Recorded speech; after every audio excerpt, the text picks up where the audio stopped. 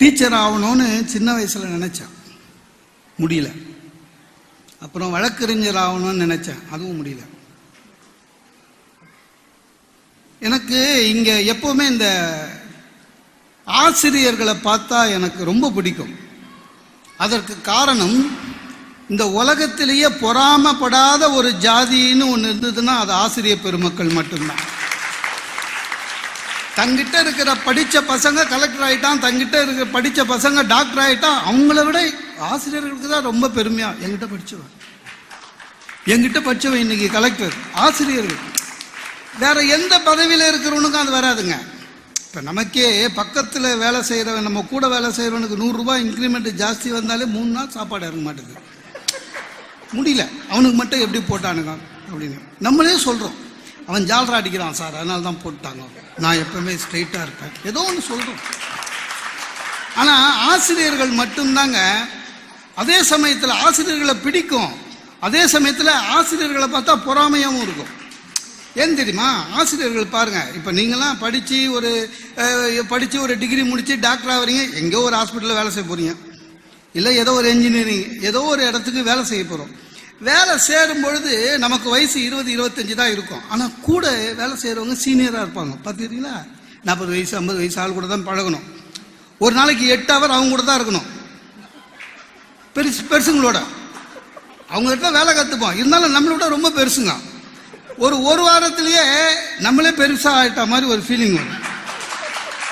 ஆனால் இந்த ஆசிரியர்கள் பாருங்க, 45 வயசு ஆனாலும் சரி, அவங்க பழகிறதெல்லாம் டீனேஜ் கூடவே. அதனால் அவர்கள் மனசு என்னைக்குமே இளமையாக இருக்கும். அது கொடுத்து வச்சவங்க. அதனால தான் ஆசிரியர் பணி தான் பெரிய பணி என்று எல்லாரும் சொன்னாங்க. ஒன்று சொல்கிறேன், திருவள்ளுவருடைய திருக்குறள் பார்த்தீங்கன்னா வார்த்தை சிக்கனம் மிக்கது. சொல்ல வந்த கருத்தை 1.25 அடியில் சொல்லி முடிச்சார். அவர் சொல்லாத கருத்தே கிடையாது. எல்லாரை பற்றி சொன்னார். ஒரு அம்மா எப்படி இருக்கணும், அப்பா எப்படி இருக்கணும், பையன் எப்படி இருக்கணும், அரசர் எப்படி இருக்கணும், ஒற்றர் எப்படி இருக்கணும், எல்லாம் சொன்னார். ஒரு விவசாயி எப்படி இருக்கணும், ஒரு நாடு எப்படி இருக்கணும், ஒரு சமுதாயம் எப்படி இருக்கணும், ஒரு கணவன் மனைவி எல்லாம் சொன்ன வள்ளுவர் ஒரு ஆசிரியர் எப்படி இருக்கணும்னு சொல்லவே இல்லைங்க. ஏன்னா வள்ளுவருக்கு தெரியும், ஆசிரியர்கள் தெய்வங்கள், அவர்களுக்கு அறிவுரையே தேவையில்லை என்று. அதுதான் ரொம்ப பெரிய விஷயம். எனக்கு டாக்டர் ஜெயகருக்கு ரொம்ப நன்றி சொல்லணும். ஏன்னா என்னோட இன்விடேஷனில் போகிறதுக்கு என்னோட படம் அனுப்ப சொன்னார். நான் துருத்துருன்னு ஒரு 4-5 படம் அனுப்பிச்சிட்டேன். நல்ல காலம் இன்விடேஷன் பார்த்தேன், இந்த படம் போட்டிருக்காரு. சரி, ஏன்னா அதில் ஒன்று கோட்டு போட்ட மாதிரி ஒரு படம் இருக்கும், அதை போட்டுற போகிறாரோன்னு பயந்துன்னே இருந்தேன். அது இப்போ நான் கோட்டு போடுறதில்ல, ஏன்னா அதுவே பிரச்சனை ஆயிடுச்சு. 4-5 கோட்டு இந்த மாதிரி ஸ்கூலுக்கு சீஃப் கெஸ்ட்டாக வரும்போது போடலான்னு வச்சுருந்தேன். ஒரு 6 மாதத்துக்கு முன்னால் ஒரு ஸ்கூலுக்கு போனேன். ஒரு தம்பி +2 நேராக வந்தான், சார் உங்களை நான் டிவியில் பார்த்துருக்கேன்னா. சரி, பட்டிமன்றத்தில் பார்த்துருப்பானே, நிஜமாப்பா தேங்க்ஸ் பாடினேன், அட்வர்டைஸ்மெண்ட்டில் வருவீங்களே அப்படின்னா. நான் அட்வர்டைஸ்மெண்ட் நடிச்சதில்லை. இல்லையே பாடினேன். சார் தமனா அன்சிகாவோட டான்ஸ் ஆடுவீங்களே? எனக்கு ஆசை தான், ஆனால் அது நான் இல்லை. இல்லையா பாடினேன். சார் சரவணா ஸ்டோர் ஓனர் தானே சார் நீனா? அன்னைக்கு கழட்டின கோட்டை சார். அவன் என்னை அதுக்கு அடிச்சிருக்கலாம். அன்னிலேருந்து கோட்டு போடுறதில்ல. ஸோ டாக்டர் ஜெயகருக்கு என்னுடைய நன்றி. அந்த படம் போடல. பள்ளிக்கூடங்களில் பேசுவதுன்றது எப்பவுமே மகிழ்ச்சி. ஏன்னா நல்லா ரசிப்பீங்க, கை தட்டுவீங்க. ஆனால் உங்ககிட்ட இன்னொரு பிரச்சனை இருக்கு, நல்லா இருந்தாலும் கை தட்டுவீங்க, சுமாராக இருந்தாலும் கை தட்டி இறக்கிடுவீங்க. ஏன்னா இப்போ இவ்வளோ கூட்டமே கிடையாதுங்க. இப்போ எங்கேயுமே எல்லா இடத்துலையும் நம்ம பேச போனால் கூட்டம் கிடையாது. ஆனால் எங்களுக்கு அதை பற்றி பிரச்சனை இல்லை. கூட்டம் இருந்தாலும் பேசுவோம், கூட்டம் இல்லைனாலும் பேசுவோம். தனியாலாம் பேசியிருக்கேன். ஆமாம், நீங்கள் நினைக்கிற மாதிரி இந்த டிவி சேனல்ஸ்லாம் இருக்குல்லம்மா, டிவி சேனல்ஸ் எல்லாம் 2-3 டிவி சேனலுக்கு தான் ஓன் பில்டிங் இருக்கு. சில டிவி சேனல்லாம் 2 பெட்ரூம் ஃப்ளாட்லேயே வச்சுருக்கான். கேமராவை ஆன் பண்ணிட்டு சார் அப்படின்ட்டு பக்கத்து ரூமுக்கு போயிடுவான். செவரு பார்த்தே பேசணும். அதை பழகியிருக்கேன், அது மாதிரி பழகியிருக்கேன். இல்லை என்ன சோகன்னா, 1 மாதத்துக்கு முன்னால் என்னை தூர்தர்ஷனில் கூப்பிட்டாங்க, சென்னை தொலைக்காட்சி. தூர்தர்ஷனில் கூப்பிட்டு சார் 10 நிமிஷம் ஒரு 10 ஸ்லாட்டு ரெக்கார்ட் அப்படின்னா ரைட் அப்படின்னா 10 நிமிஷம் தானேன்னு பேச ஆரம்பித்தேன். நான் எதிர்க்க கேமராமேன். நான் பேசினா அவனை உத்து பார்க்குறேன், சிரிக்கவே இல்லை. சிரிக்கவே இல்லையே நினச்சிட்டு எனக்கு என்ன பையன்னா, எதிர்க்க இருக்கிற ஒத்தாலே சிரிக்கலையே, இது டெலிகாஸ்ட் ஆகும்போது எவனா சிரிப்பானா மாட்டானான்ற பயம். முடிஞ்ச உடனே கேமராமேன் கிட்ட போய் கேட்டேன், தூர்தர்ஷன் சார் நான் பேசினேனே உங்களுக்கு சிரிப்பு வரலையா? நான் கேட்ச் ஆகியே அப்படின்னா. இந்திக்காரு, ஏன்னா கவர்மெண்ட் இதில் அது போன மாதம் தான் ஜார்க்கண்ட்லேருந்து மாற்றிக்கிறாங்க. அதை பற்றி கவலைப்பட மாட்டேன். எனக்கு இந்த நிறுவனத்தின் மீது இன்னும் ஒரு மதிப்பு கூடியது முகிலனுடைய பேச்சை கேட்ட பிறகுதான். இந்த மாதிரி ஒரு ஆண்டு விழாவில் முகிலன் சார் அவர் காட்டில் விலங்குகளோடைய பழகினவர். ரூமில் பேசும்போது சொன்னார், புலியெல்லாம் பக்கத்தில், நாங்கள் சினிமாவில் பார்க்கறதோட சரி. பாம்பை பற்றி சொன்னார். எனக்கே அது புதிய செய்தி. நம்ம எங்கே சார் பாம்பு பார்த்துருக்கோம்? சினிமாவில் தான் பார்த்துருக்கோம். பாம்பு பழி வாங்காதுன்னாரு. எத்தனை சினிமாவில் பாம்பு பழி வாங்கியிருக்குது தெரியுமா? மரத்து மேலே உட்காரோம், ட்ரெயினெல்லாம் ஏறும், பஸ் ஏறும், கட்சி சீனில் ஹீரோயினை காப்பாற்றோம். நான் பார்த்து, நாங்கள் அப்படியே பார்த்து பாம்பை பழகப்பட்டுட்டோம். சரிங்களா? நீங்கள் சொல்கிறதெல்லாம் ரொம்ப ஆச்சரியம், உண்மையான புதிய செய்தி. இந்த இளம் தலைமுறைக்கு அது தேவை. ஏன்னா பாம்பு முதல்ல கொத்திடாது, அது சும்மா அப்படி பண்ணுது, நமக்கு அவ்வளோ டைம் இல்லை. ஏன்னா பாம்பு மறந்துச்சு வச்சுங்களேன், நம்ம காலி. பாம்பு தடவுதான் கொத்துதான் எப்படி தெரியும்ல. ஆனால் அந்த செய்தி புதுசு. உண்மையான விஷம் இருக்கிறது 4 பாம்பு தான், மீதியெல்லாம் பயத்திலேயே சாகரம்னு சொன்னது செய்தி புதுசு. எதுவாக இருந்தாலும் சரி, என்னுடைய மிகப்பெரிய பாராட்டு நம்முடைய தலைவர் அவர்களுக்குத்தான்.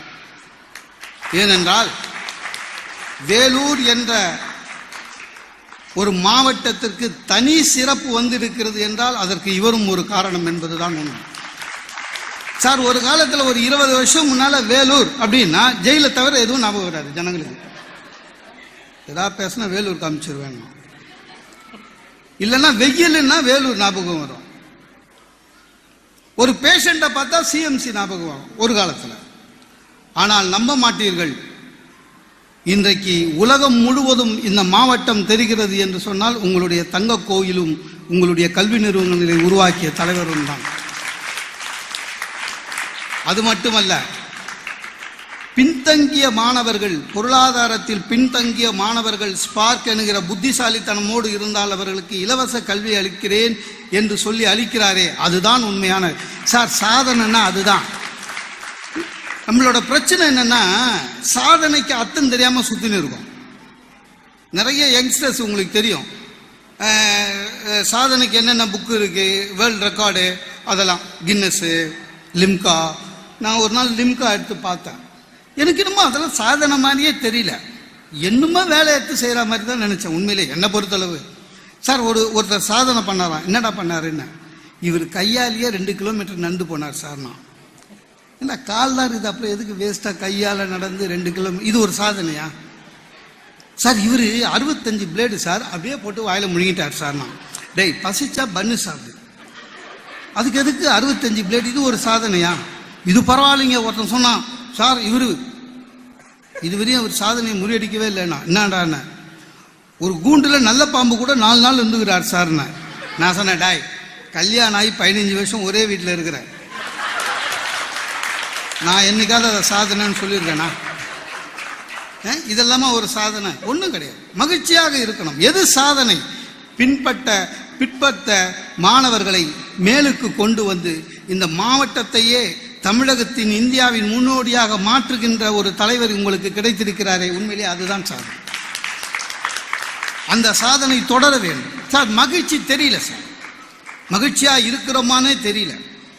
நிறைய பேர் நம்ம தமிழ்நாட்டில் ரொம்ப கஷ்டமா சார். எப்படி இருக்கீங்கன்னு கேளுங்களேன், நல்லா இருக்கேன்னு சிரிச்சா மாதிரி ஒருத்தனும் சொல்ல மாட்டான். ஒவ்வொருத்தரும் ஒவ்வொரு டைலாக் வச்சு சுத்தினுக்கிறான். எப்படி சார் இருக்கீங்கன்னு, ஏதோ இருக்கேன் போனா போதுன்னு இருக்கான். சில பேர் எப்படி சார் இருக்கீங்கன்னு, ஏதோ உங்க புண்ணியத்தில் ஓடுதுன்னு. அதாவது நம்ம வாங்கின புண்ணியமே கம்மி, அதில் அவன் ஷேர் வாங்குவான். சில பேர் இருக்கான் சார், அவன் இன்னும் மேலே, எது ஞானி லெவலு. எப்படி சார் இருக்கீங்கன்னா, ஏதோ மேலகரவன் கூப்பிட்டா போயிடுவேன். அதாவது இவரே போக மாட்டாரு, மேலேருந்து முருகர் விநாயகர் வந்து கை பிடிச்சி கூட்டி போகணும். ஏன்டான்னு எனக்கு தெரியல. இது நம்ம நாட்டில் மட்டும்தான். நீங்கள் வெளிநாட்டுக்கு போனீங்கன்னா 2 பிச்சைக்காரன் பார்த்துனா கூட மகிழ்ச்சியாக இருப்பான். Good morning, how are you? யார்? 2 பேரும் பிச்சைக்காரன். ஃபைன், தேங்க்யூ அப்படின்னுவான். நம்ம நாட்டில் மட்டும்தான் அது. சார் ஏழையாக இருந்தாலும் சரி, பணக்காரனாக இருந்தாலும் சரி, எல்லாம் அப்படி தான். எனக்கு ரொம்ப ஆச்சரியம். என்ன ஒருத்தர் கேட்டான், எப்படி சார் இருக்கீங்கன்னு. நல்லா இருக்கேன்னு. அவன் மூஞ்சி சின்னதாயிடுச்சு. இவன் மட்டும் எப்படி நல்லா இருக்கான்? அதான் நம்மளுக்கு என்னன்னா, நம்ம நல்லா இல்லை, அடுத்தவனை நல்லா இருக்கக்கூடாது. நீங்கள் நம்ப மாட்டீங்க. நான் நல்லா இருக்கேன்னு சொன்ன பிறகு அவன் சொல்கிறான், இன்னும் நல்லா இருந்து என்ன, இன்னைக்கு இருக்கிறவன் நாளைக்கு இல்லைன்னா. பயந்துட்டேன். அதாவது நீ சாவு. பயந்துட்டேன். அப்போது நானும் மனசு திடப்பட்டுவார். எனக்கே ஏதாவது ஆச்சுன்னா கூட கவலை இல்லை. பில் செட்டில், சொந்த வீடு எல்லாம் வாங்கிட்டேன். என் ஃபேமிலிக்காக எல்ஐசியில் பெரிய பாலிசி போட்டிருக்கேன்னு. சார் மனசாட்சியே இல்லாமல் அதுக்கும் ஒன்று சொல்கிறான் சார். எல்ஐசியில் முன்ன மாதிரி இல்லையா, பணம் வர்றதுக்குள்ளே நாமினி செத்து போயிடுவாங்களான்றான். அவன் என்ன பண்ணுறான்? மகிழ்ச்சி என்பது நிறைய பேருக்கு என்னன்னு தெரியல. நிறைய பேர் மகிழ்ச்சி வெளியே என்று நினைக்கிறோம். இல்லை, மகிழ்ச்சி என்பது உள்ளே இருந்து வெளியே போகுது. நிறைய பேர் இங்கிலீஷில் எஜுகேஷன் சார், தமிழில் கல்வி. கல்விக்கு என்ன அர்த்தம்னு புரியாது. உண்மையிலேயே கல்வி என்பது என்ன தெரியுமா? அந்த கா இல்விய மாற்றி மாற்றி போட்டிங்கன்னா கூட 3 வார்த்தை வரும். ஒன்று கல், இன்னொன்று கவி, இன்னொன்று வில். என்னன்னா, இந்த பள்ளிக்கூடத்தில் நீங்கள் 1ஆம் வகுப்பிலே இருந்து படிக்கின்ற பொழுது 8ஆம் வகுப்பு வரை உங்களுடைய மனதை கல்லில் செதுக்குவது போல இந்த ஆசிரியர் பெருமக்கள் செதுக்குகிறார்கள். சரி, 8க்கு மேல 8லேருந்து 12 வரையும் உங்களுடைய கல்வி கவியை போல என்ன, புரிஞ்சு படிக்கிறது. 12க்கு மேல வில் என்ன, படிச்சதை வைத்து கொண்டு உங்கள் திசை எது என்று தெரிந்து கொண்டு போவது. இதுதான் கல்வி. நான் உங்களை கேட்டுக்கொள்கிறேன், இது ஒரு ஆங்கில வழி பள்ளிதான், உண்மைதான். ஆனால் ஒன்று, உங்கள் உங்கள் உங்கள் தலைவரை போல ஆங்கிலம் நமக்கு தேவை, கண்டிப்பா தேவை. ஆனால் தமிழ்தான் உங்களுடைய அடையாளம், மறந்து விடாதீர்கள். ஆங்கிலம் அறிவு, தமிழ்தான் நம்முடைய அடையாளம். இந்த காலத்தில் பிள்ளைகள்லாம் ரொம்ப புத்திசாலி. நான் கூட கேட்டேன், +2வா இல்லை அதுக்கு கீழேயான்னு. நீங்கள் வாங்க சார் பாருங்கள், எங்கள் பிள்ளைங்க புத்திசாலின்னு. ஏன்னா பள்ளிக்கூட பிள்ளைங்கள்லாம் இப்போ ரொம்ப ஐக்கியூ அதிகமாகிடுச்சு. ஒரு 30-40 வருஷத்துக்கு முன்னால் கல்வி இல்லை, இப்போ ரொம்ப ஜாஸ்தி ஆயிடுச்சு. நீங்கள்லாம் ரொம்ப புத்திசாலிங்க. எனக்கு நிறைய டீச்சர்ஸ் எல்லாம் ஃப்ரெண்டு. எக்ஸாம் பேப்பர் உங்களுக்கு திருத்தும் போதெல்லாம் அழுவானுங்க என் ஃப்ரெண்டுங்கெல்லாம். தப்பாக எழுதுறானுங்கடா, ஆனால் தப்புன்னு சொல்ல முடியலடான். எனக்கு புரியல என்னதுன்னு. ஆமாடா, ஆமாம். இப்போ நான் படிக்கிற போதுங்க ஏதாவது கேள்வி வந்து அதுக்கு விடை தெரியலன்னா விட்டுருவேன், சாய்ஸில் இல்லை விட்டுருவேன், ஏன்னா ஒன்றும் தெரியலல்ல. ஆனால் இப்போ பசங்க விட மாட்டுறாங்க. ஒரு பையன் எழுதியிருக்கானா சார், 50 காப்பியம் சிறுகுறிப்பு வரைக, தெரியல இவனுக்கு, ஆனால் விட மாட்டான். சிறுகுறிப்பு தானே எழுதிடுவோன்ட்டு 50 காப்பியம் அண்டர்லைன் பண்ணிட்டான். இது 5 காப்பியம், 2 5ம் பெரிய காப்பியம், 3 5ம் நல்ல காப்பியம். நீங்க தப்பே போட முடியாதுல்ல. கேட்டா சொல்றான், இது சிறு குறிப்பு தானே, அவ்வளவுதான் சார், போதும். தப்ஸ்தான் அவன் சொல்றான். என் ஃப்ரெண்டு சொல்றான், 3 மார்க்குக்கு 1.5 மார்க் போட்டு தொலைச்சேன், வேற வழி கிடையாதுன்னா. சார் ராமாயணத்தில் வருகிற பரதன் சிறு குறிப்பு வரைக, பரதனையும் தெரியல இவனுக்கு. ஆனா பரதனை பத்தி கேள்வி மட்டும் பட்டிருக்கான். அவன் எழுதுறான், சார் பரதன் ராமனுக்கு தம்பி, அவன் இலக்குவனுக்கும் தம்பி, ஆனால் நல்லவன். முடிஞ்சு போச்சு. நானா இப்போ ஐக்கியூ அதிகமாயிடுச்சு. நாங்க படிக்கும் போதெல்லாம் வெறும் மனப்பாடம் தான், உங்களை மாதிரி புத்திசாலி கிடையாது. நான் மனப்பாடம் பண்ணி நெட்ரு பண்ணி பாஸ் பண்ணுவேன். எனக்கு ஆன்சர் பேப்பர் கொடுத்த உடனே அந்த பேஜ் அப்படியே எழுதுவேன், மனப்பாடம் தான். அதுவும் ஹிஸ்ட்ரி படித்தேன். ஷாஜகான் தாஜ்மஹாலை கட்டினார், ஷாஜகான் தாஜ்மஹாலை கட்டினார், தாஜ்மஹாலை கட்டியது ஷாஜகான், தாஜ்மஹால், அவ்வளோதான். கேள்வி எப்படி இருந்தாலும் அதான் வரும். ஷாஜகான் கட்டியது எது? தாஜ்மஹால். இல்லைன்னா தாஜ்மஹாலை கட்டியது எது? ஷாஜகான். முடிஞ்சு போச்சு. இப்போ அப்படி இல்லை. ஃபர்ஸ்ட் ஸ்டாண்டர்ட்லேருந்தே உங்களுக்கு ஐக்கியூ மட்டும்தான் பார்க்குறாங்க, உங்கள் புத்திசாலித்தனம் பார்க்குறாங்க. இப்போ சின்ன பிள்ளைங்களுக்கு அப்ஜெக்டிவ் டைப் வந்துருச்சு. தாஜ்மஹால் கட்டியது யார்? ஏ ஷாஜகான், பி சல்மான் கான், சி ஷாருக் கான். முடிஞ்சு போச்சு. இவன் பார்க்குறான், ஷாஜகான் இருக்காது, நம்ம பார்த்ததே இல்லை, கிடையாது. சல்மான் கான் இல்லை, அந்த ஆள் மான் கறி சாப்பிட்டு மாட்டினான். இல்லை, ஷாருக் கான் தான். கல்கட்டா டீமே அவன் தான் வச்சிருக்கான். பிள்ளைகள் ஆங்கிலம் முக்கியம், உண்மையே ஆங்கிலம் முக்கியம், ஆனால் தமிழும் முக்கியம். நானும் ஆங்கிலம் படிக்காமலே பாழ போனேன், புரியுதா? முக்கியம்னு இப்போ தெரியுது. நம்ம என்ன பண்ண முடியும்? சார் நான் படித்து முடிச்சுட்டு ஒரு இன்டர்வியூக்கு போனேன். அந்த ஹெச்ஆர் என்ன கேட்டார், what you think about the management அப்படின்னாரு. நிர்வாகத்தை பற்றி என்ன நினைக்கிறாய்? நான் சொன்னேன், இதனால் இவன் முடிக்கும் என்றாய்ந்து அதனை அவன் கண் விடல். 2000 வருஷத்துக்கு முன்னால திருவள்ளுவர் மேனேஜ்மெண்ட் பற்றி எழுதுனது அதுதான். இன்னி வரையும் அதுதான். இந்த வேலையை இவன் செய்வான்றதை முடிவு பண்ணி அந்த வேலையை அவன்கிட்ட விடு. இப்போ நான் தமிழில் திருக்குறள் சொன்னேன்னா ஹெச்ஆர் என்ன பண்ணா, நான் என்ன கேட்டேன் நீ என்ன சொல்ற அப்படின்னா, வள்ளுவர் சொல்லியிருக்கார் சார்னு. அவர்கிட்டயே வேலை கேள்வி போன்ட்டான். சார் இங்கிலீஷ் தெரியாமலே தப்பிச்சு ஏதோ ஒன்று வந்துட்டேன்.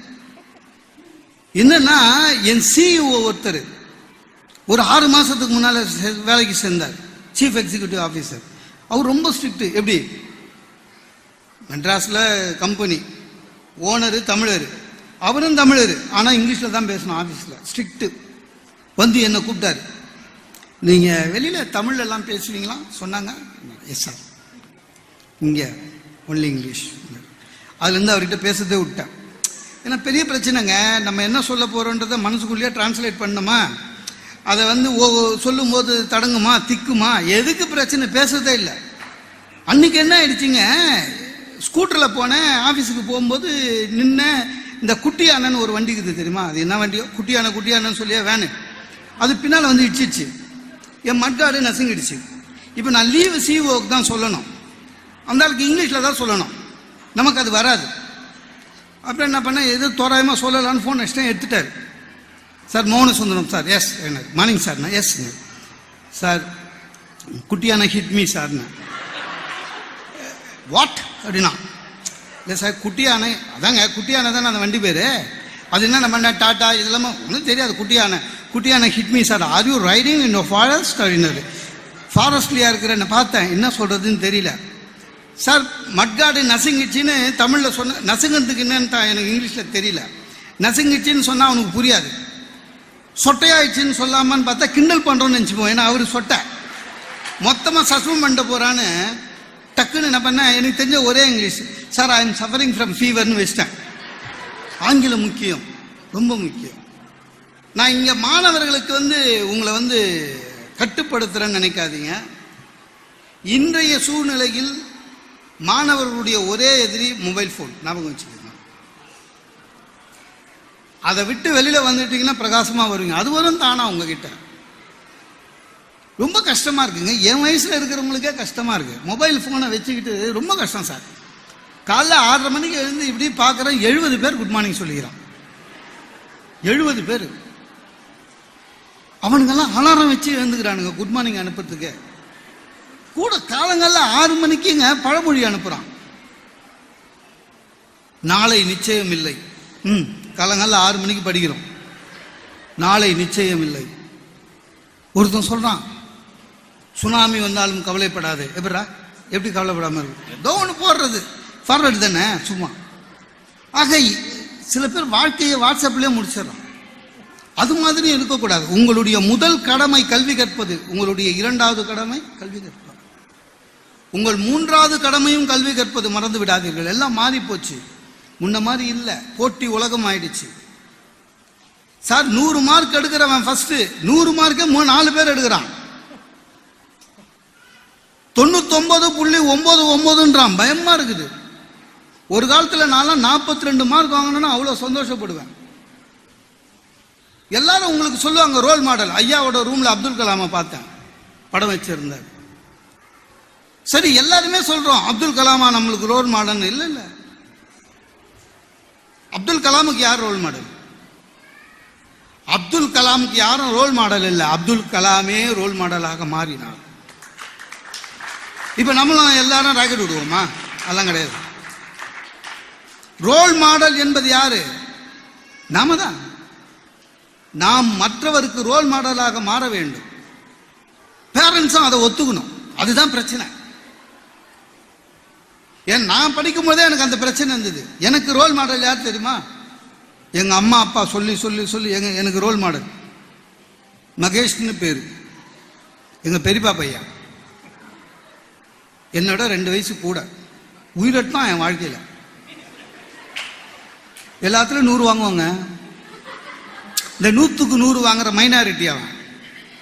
நம்ம 40-50 வாங்குற மெஜாரிட்டி. நான் 40 வாங்கிட்டு அவ்வளோ சந்தோஷமா வீட்டுக்கு வருவேன். எங்கள் அம்மா அவ்வளோ திட்டுவாங்க. அவன் பார் 100 வாங்கியிருக்கான், அவன் பார் ஃபர்ஸ்ட் வரான், அவன் இன்ஜினியரிங் சேர்ந்துட்டான்.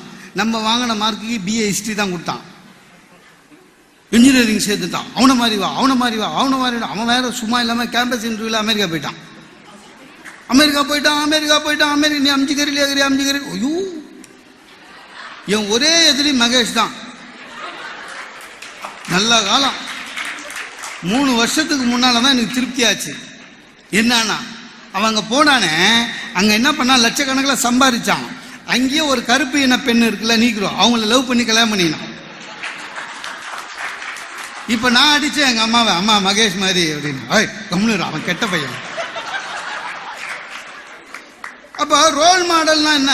அதான் மாணவர்களே, உங்களுக்கு ரொம்ப முக்கியமானது எது தெரியுமா? 3 விஷயம்தான். 1 உடம்பு, 2வது அறிவு, 3வது ஒழுக்கம். இந்த உடம்பு ரொம்ப முக்கியம்.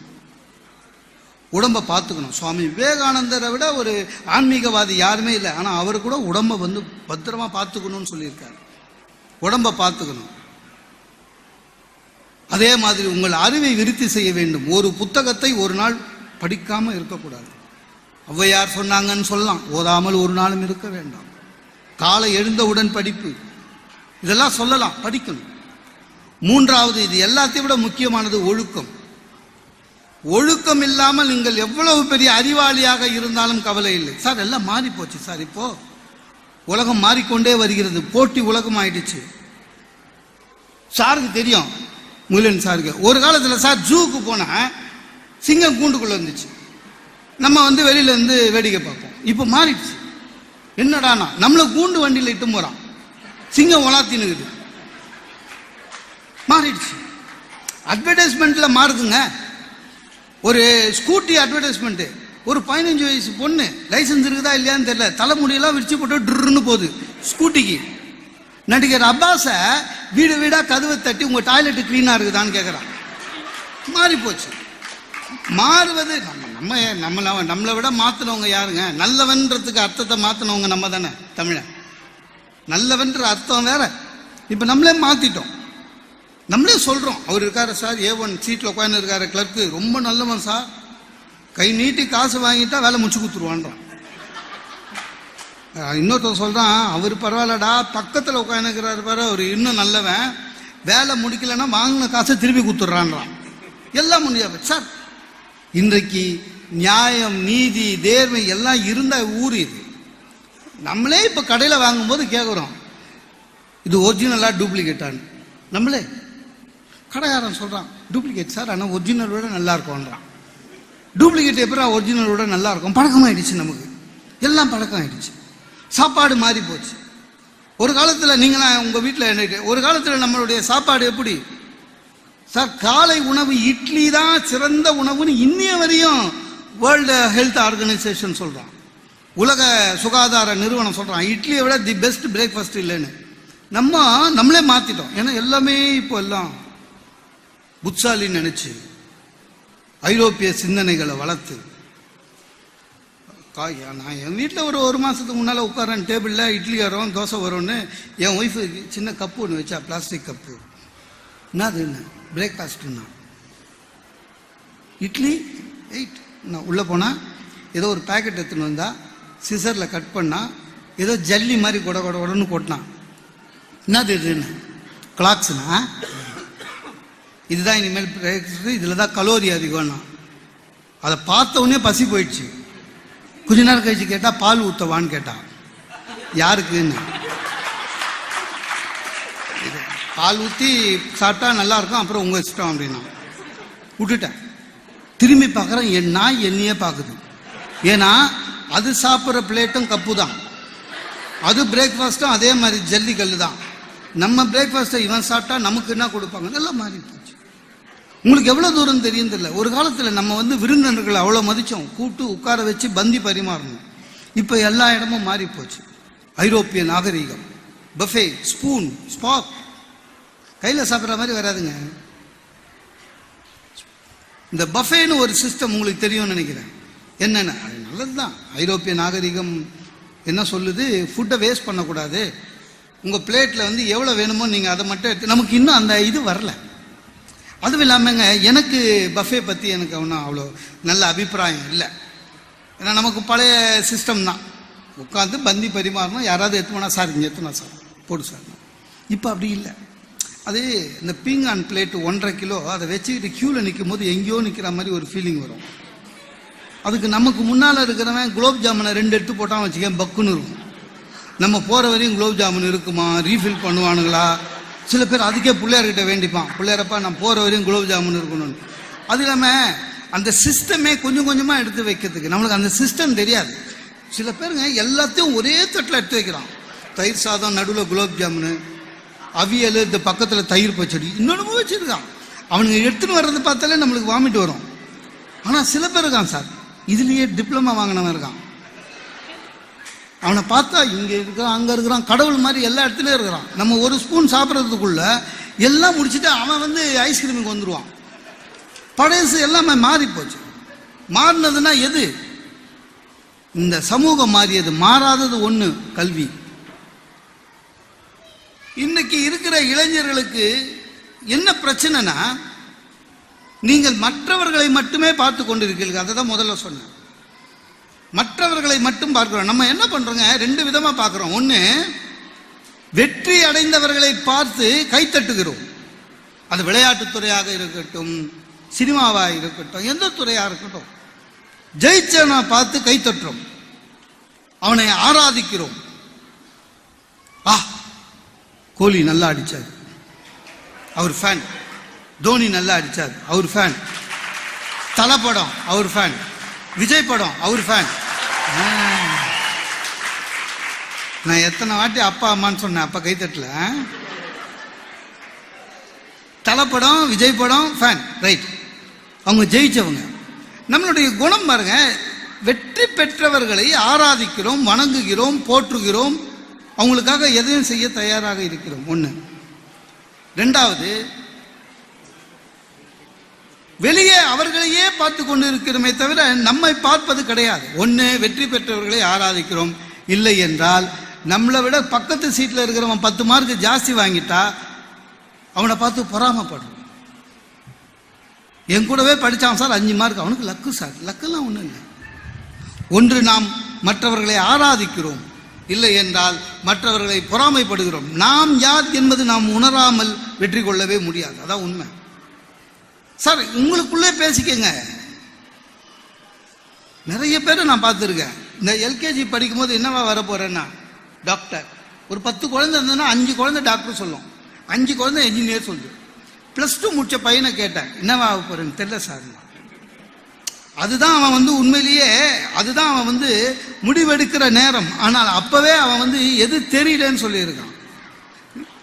எதுவுமே உங்களுடைய தன்னம்பிக்கையில் இருக்கிறது. அந்த தன்னம்பிக்கை வேணும். குழந்தைகளுக்கு தன்னம்பிக்கையை வளர்க்க வைக்க வேண்டியது ஒரு தாயுடைய கடமை. குழந்தை எதுவாக வேண்டும் என்பதை குழந்தையுடைய குணத்திலேயே நீங்கள் தெரிந்து கொள்ளலாம். சார், மேற்கு வங்காளத்தில் நான் சொல்றது வந்து ஒரு 125 வருஷம் முன்னாடி மேற்கு வங்காளத்தில் ஒரு பையன் ஸ்கூலுக்கு போகிறான், குதிரை வண்டியில் போகிறான். அப்போல்லாம் பிள்ளைங்க குதிரை வண்டியில் போகும். அந்த பையன் குதிரை வண்டியில் போகிறான், வாத்தியார் உட்காந்துன்னு இதே மாதிரி தான். எப்போ 150 வருஷத்துக்கு முன்னாலே வாத்தியார் கேட்குறாரு ஒவ்வொரு பையனையும், நீ என்னவா ஆக போகிற? ஒரு பையன் சொல்கிறான், ஐயா உங்களுக்கு போல ஆசிரியர் ஆக போகிறேன். ஒரு பையன் சொல்கிறான், ஐயா நான் மருத்துவர் ஆக போகிறேன். ஒரு பையனை கேட்டார், நீ என்னவா ஆக போகிறேன்னு? நான் குதிரை ஓட்டுறவனா மாற போகிறேன்னா. ஆசிரியருக்கு மூஞ்சி மாறிடுச்சு. குதிரை ஓட்டுறதா? ஆமாம், குதிரை ஓட்டுறவனா மாறுங்க. அவன் இந்த குதிரையில் வண்டியில் வந்து வந்து குதிரை ஓட்டுறவனை பார்த்து அட்மையர் ஆகிட்டான். குதிரை ஓட்டுறவனா தான் ஆக போகிறேன் எதிர்காலத்தில். நான் இப்போ இருக்கிற வாத்தியார் மாதிரி தான் அப்போவும் போய் உங்கள் அப்பா அம்மாவை கூட்டின்னு வந்துட்டாங்க. இவன் பையன் வீட்டுக்கு போகிறான், அம்மா மட்டும்தான். பையன் சொல்கிறான், ஆசிரியர் உன்னை கூப்பிட்டாரு. என்ன கூப்பிட்டாரு? ஏன்னா இல்லை என்னை கேட்டார் என்னவா ஆக போகிறேன்னு. நான் குதிரை வண்டிக்காரனா மாற போகிறேன்னு சொன்னேன், அதனால் உன்னை பேச சொன்னதுண்ணா. உடனே அம்மா சொன்னாங்க, உனக்கு உண்மையிலே குதிரை வண்டிக்காரனாக மாற வேண்டுமானாங்க. ஆமாண்ணா. தப்பு இல்லை, வா உள்ளே கூட்டி போனாங்க. உள்ளே கூட்டி போன அம்மா ஒரு படத்தை காமிச்சாங்க. அது என்ன படம் தெரியுமா? கீதாபதேசம் செய்கிற படம். அர்ஜுனன் பின்னால் அமர்ந்து கொண்டு இருக்கிறான், கிருஷ்ணன் தேர் ஓட்டுகிறான். அப்ப அந்த குதிரை வண்டியை ஓட்டுறது கிருஷ்ணன். அம்மா அந்த படத்தை காமிச்சாங்க. நீ குதிரை வண்டி ஓட்டு, தப்பு இல்லை, ஆனால் குதிரை வண்டி ஓட்டுபவனாக இருந்தாலும் இதவனை போல மாற வேண்டும், உச்சத்திற்கு போக வேண்டும், நீ எந்த வேலை செய்தாலும் சொன்னாங்க.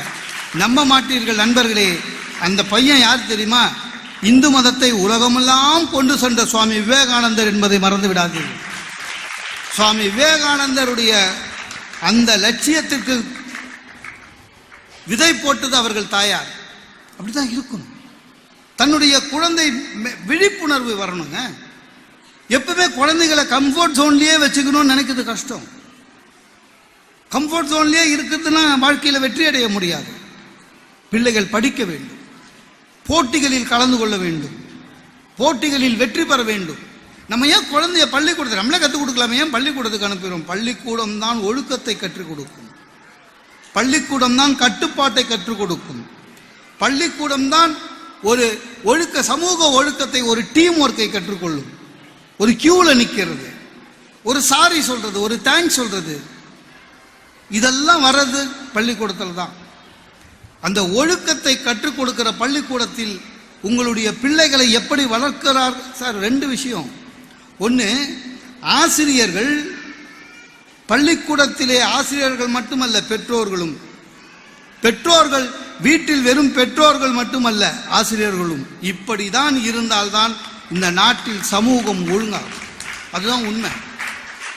இந்த குழந்தைகளுக்கு நீ உங்களுக்கு ரெண்டு டிஃபரெண்ட் இருக்கு. பார்ப்பது என்பதுனா பார்க்கிறது, பார்க்கிறது வேற, கவனிக்கிறது வேற. சரியா? பார்ப்பது எல்லாம் கவனிப்பதல்ல. ஒரு ஹரிச்சந்திர நாடகம் நடக்குது. நான் சொல்றது ஒரு 150 வருஷம் முன்னாடி ஹரிச்சந்திர நாடகம். ஒரு கிராமத்தில் 200 பிள்ளைங்க போய் பார்க்குறாங்க. அந்த நாடகத்தை பார்த்தவர்கள் எல்லோரும் பார்த்தார்கள். ஒரு பையன் பார்த்தான், அதில் பாம்பு கொத்துது. அந்த பையன் கேட்குறான், சந்தேகம். அவன் பார்த்த வரையும் இந்த பாம்புக்கு பல்லு இருக்கா, தச்சிட்டாங்களான்னு அவன் சந்தேகம், அவ்வளோதான். இன்னொரு பையன் பார்த்தான், இந்த சந்திரமதின்றவங்க நம்ம கிளாஸ் பையன் அம்மா மாதிரியே இருக்கிறாங்கன்னா, ஹரிச்சந்திரனுடைய மனைவியா. ஆனால் அந்த கூட்டத்திலே பார்த்த ஒரே ஒரு மனிதன், ஒரே ஒரு சிறுவன், ஒரே ஒரு இளைஞன் தான். இந்த நாடகத்தின் கருத்து என்ன தெரியுமா? வாய்மை, பொய் சொல்லாதது. ஹரிச்சந்திர நாடகம் இந்த ஒன்றை நம்ம வாழ்க்கையில ஏன் வச்சுக்க கூடாது, நம்முடைய முதல் கடமையாகன்னு சொல்லிதான் வளர்ந்தான் அந்த பையன். மகாத்மா காந்தியடிகள் ஒரு நாடகம் அவரை மாற்றியது. ஆக கவனிக்கிறது. மீதி பேர்லாம் டிராமாவை பார்த்தாங்க, அவர் மட்டும்தான் கவனிச்சார். இந்த பள்ளிக்கூடத்தில் இருக்கிற இந்த 8th 9th இந்த 7th இந்த 6th இருந்தே சொல்லலாம். இந்த பிள்ளைகளுக்கு என்ன பிரச்சனைனா, ஒரு விழிப்புணர்வு இல்லாம இந்த கண்ணாடி முன்னால போய் நிற்கும் பையன். நல்லா நின்று, அது இயற்கையாகவே வரும், வேற வழி கிடையாது. கண்ணாடி முன்னால நிற்கிறது. நம்ம இன்னும் கொஞ்சம் உயரமா இருந்திருக்கலாமோ அப்படின்னு நினைக்கிறது, இன்னும் கொஞ்சம் சிவப்பா இருந்திருக்கலாமோ. அதுவும் இந்த சிவப்புன்றது இந்த மாணவர்களை விட மாணவிகளுக்கு தான். கலரை பத்தி ஒரு கவலை எப்பவுமே உண்டு. உண்மையை தெரிஞ்சுக்கணும். கருப்பு தான் உண்மையிலேயே அழகு. அதுக்காக கருப்பா இருக்கிறவங்க மட்டும்தான் கை தட்டணும்னு இல்லை. உண்மையிலேயே அழகு நமக்கு தெரியல, அந்த விழிப்புணர்வு இல்லை. மேல்நாட்டில் இருக்கிற படிப்பை நீங்கள் படித்துக் கொள்ளுங்கள், தப்பு இல்லை. மேல்நாட்டு நாகரிகத்தை பார்த்து கொள்ளுங்கள், தப்பு இல்லை, பின்பற்றக்கூடாது. நம்மளுடைய நாகரிகம் வேற. நிறைய பேருக்கு அது தெரியல. அதனால தான் 7 நாளில் சிகப்பழகுன்னு கிரீம் விற்கிறான். எப்படிங்க 7 நாளில் சிவப்பு வரும்? அதை எடுத்து போய் சவுத் ஆப்பிரிக்காவில் வித்துரு. ஏன்னா அவனுக்கு தெரியுது நம்மளுடைய காம்ப்ளெக்ஸ் என்னன்னு. சார் அட்வர்டைஸ்மெண்ட்லேயே சொல்கிறான் சார், 8 போல் தடவுங்கள் 8 போல் தேயுங்கள். அது என்ன கண்ணம்மா ஆர்டிஓ ஆஃபீஸா 8 போட்டு லைசன்ஸ் வாங்கிட்டு? என்னமோ சென்னையிலலாம் வந்து பாருங்க, கோயில் இருக்குதோ இல்லையோ ஒவ்வொருத்தருலையும் பியூட்டி பார்லர் இருக்குதுங்க, மெனு கார்டே கொடுக்குறாங்க. என்னென்னமோ இருக்குது, பெடிக்யூர் ஐ பிளக்கிங் என்னென்னமோ இருக்குது, எல்லாம் 200 ரூபா. எப்படி தெரியும்னு கேட்காதீங்க, வாசல்ல உட்காந்துக்கிறேன். உள்ள போயிட்டு வெளியில வந்தா எது நம்ம ஒய்ஃப்னே தெரியல, எல்லாம் சோப்பு பெயிண்ட் அடிச்சுட்டு வருது.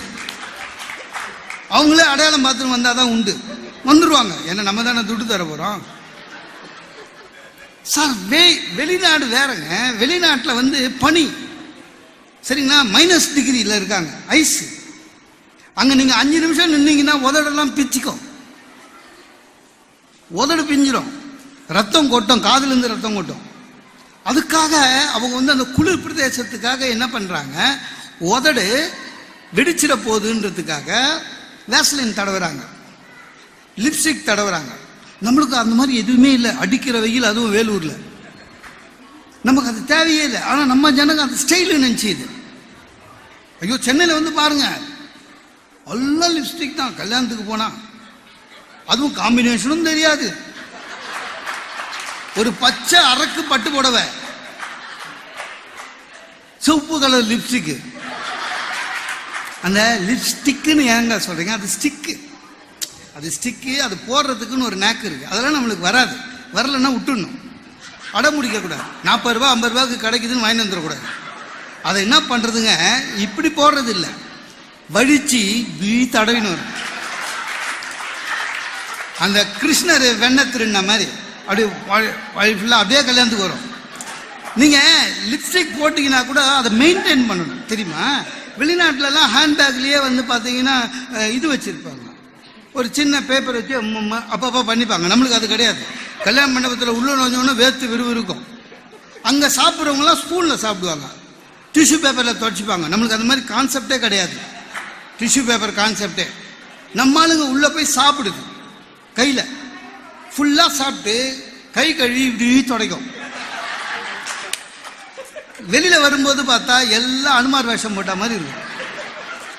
அப்படியே குரூப் போட்டோவில் நிற்குங்க, நின்றுட்டு சொல்லுங்க, போட்டோக்காரன் சரியில்லை, சரியாவே எடுக்கல, நீ எப்படி எடுக்கல, எப்படி எடுப்பாங்க, அப்படிதான் எடுப்பாங்க.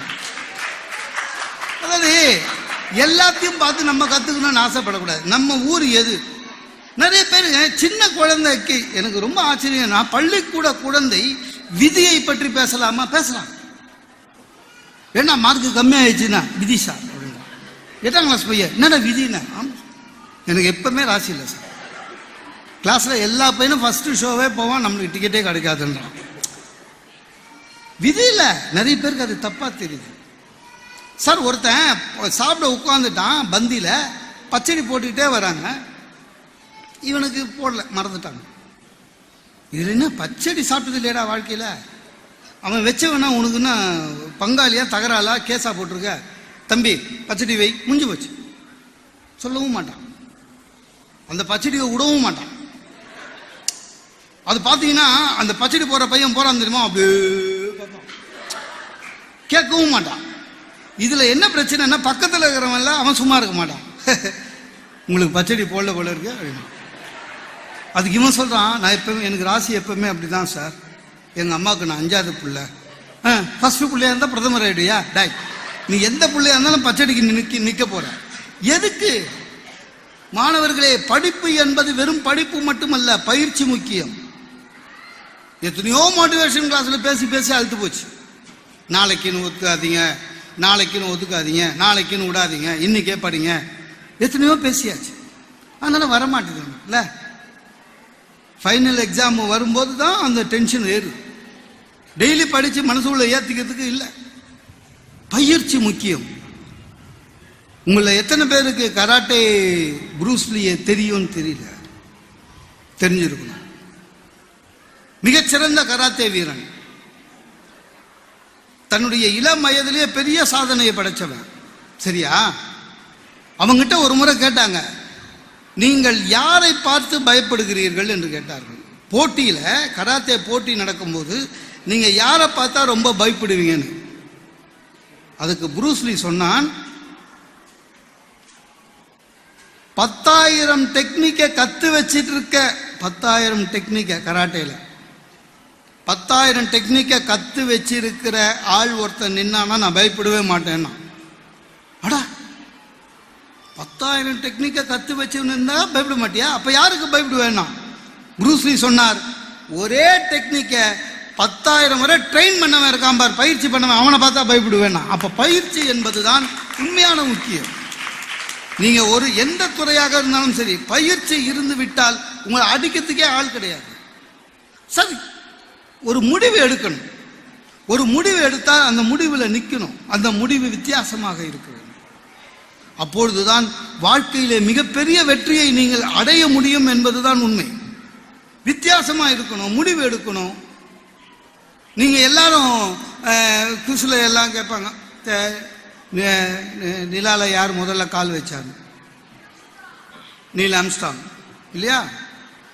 சரி, ஆனால் பிள்ளைகளே, Neil Armstrong is not in air force. வான்வெளி விண்வெளி கிடையாது. அவர் இஸ் பேசிக்லி ஃப்ரம் நேவி. அவரை மீதி 2 பேர் கூட ஒரு ட்ரைனிங்க்கு கோ ட்ரெயினராக தான் சேர்த்தாங்க. இதுதான் வரலாறு. நீல் ஆம்ஸ்ட்ராங் ட்ரைனிங் எடுக்கும்போது கோ ட்ரெயினர் தான், கூட போகிறது தான். அவர் கூட போனது காலின்ஸ்னு ஒருத்தர், ஆல்ட்ரின்னு ஒருத்தர் கூட போனாங்க.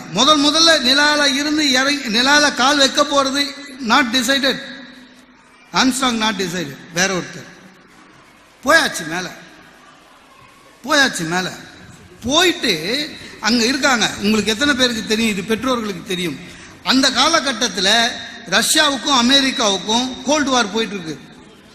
முதலாக இந்த உலகத்திலேயே விண்வெளிக்கு விண்கலத்தை அனுப்பியது ரஷ்யா தான், அமெரிக்கா இல்லை. அதை ரஷ்யாவை பீட் பண்ணுன்றதுக்காக தான் நிலாவுக்கு மனுஷன் அனுப்பிச்சான்.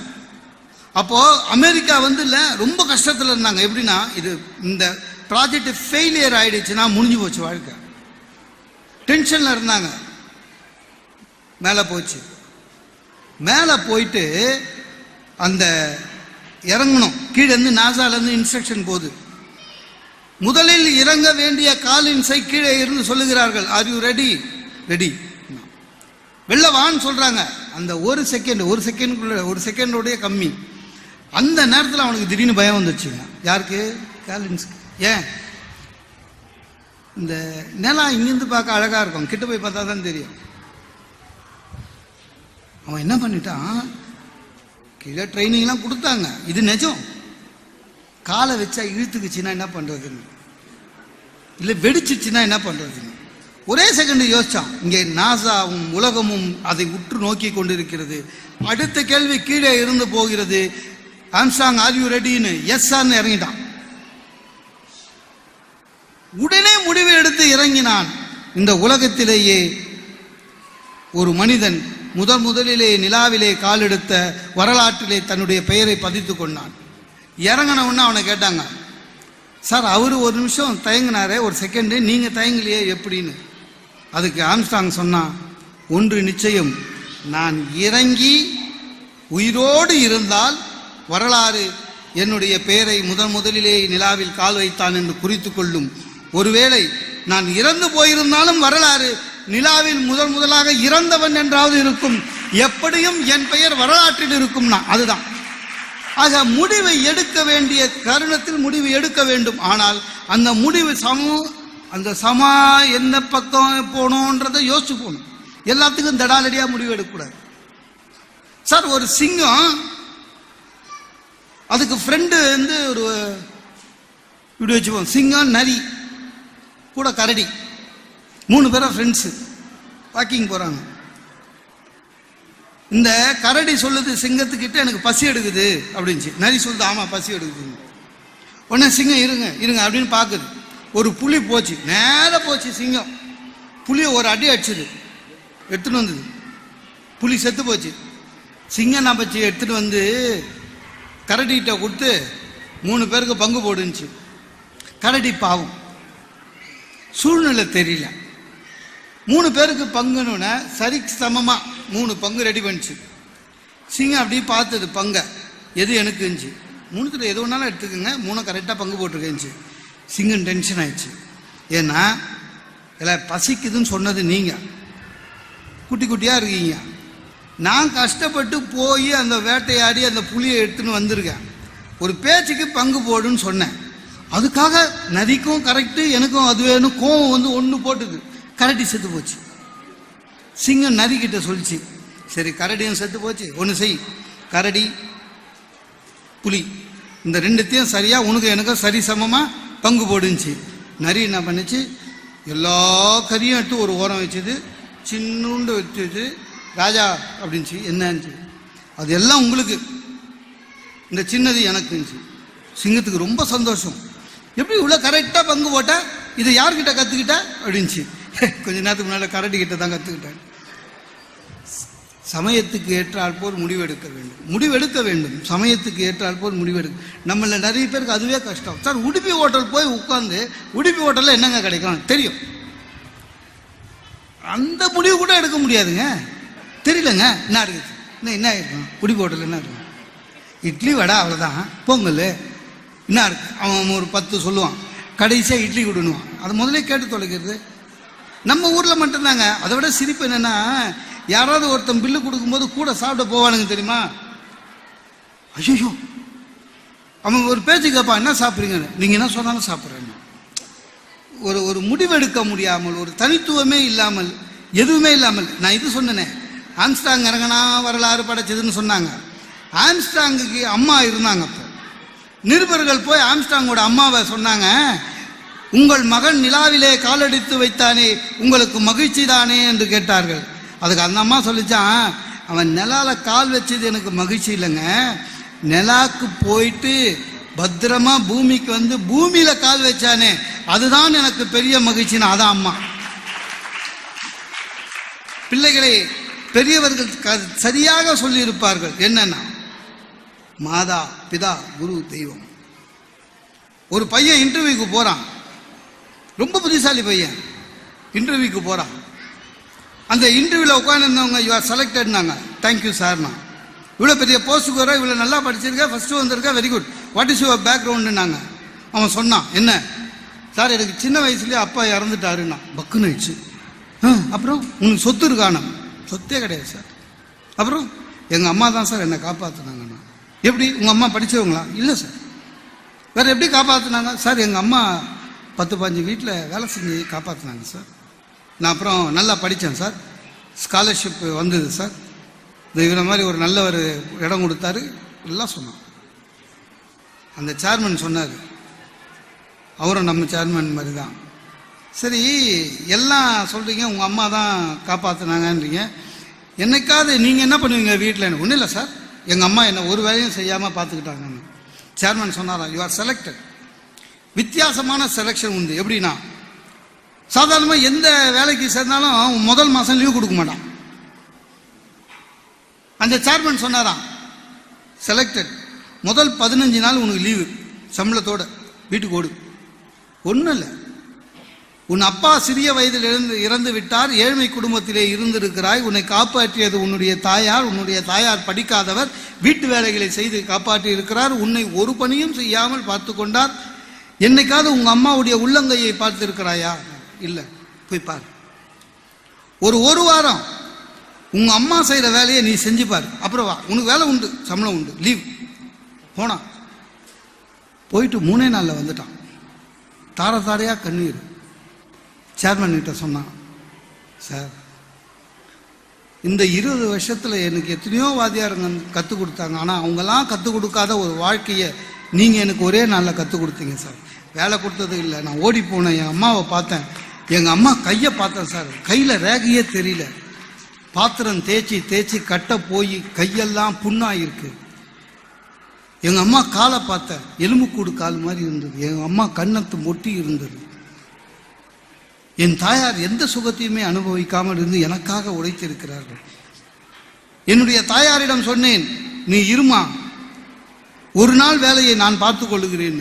அப்போதான் சார் தெரிஞ்சுது, நான் என் தாயாருக்கு எவ்வளோ அநியாயம் பண்ணியிருக்கேன். நான் ஜீன்ஸு தான் போடுவேன். ஏன்னா நம்ம ஜீன்ஸ் போட்டால் 3 மாதத்துக்கு கட்ட மாட்டோம். ஜீன்ஸு தான் போடுவேன்.